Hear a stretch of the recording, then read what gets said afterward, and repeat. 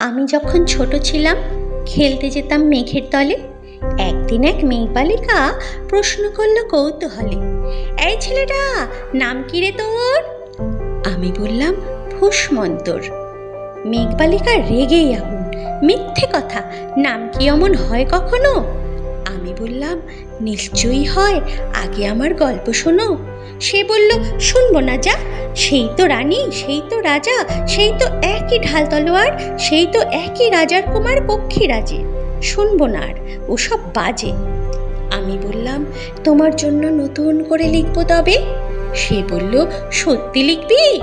বেশ, তাহলে মস্ত করে লিখতে হবে, মনে থাকবে, লিখেই কিন্তু আমায় দিবি। আমি বললাম তোমার জন্যে লিখতে পারে এক পৃথিবী। লিখতে লিখতে লেখা যখন সবে মাত্র 2-4 পাতা, হঠাৎ তখন ভূত চাপ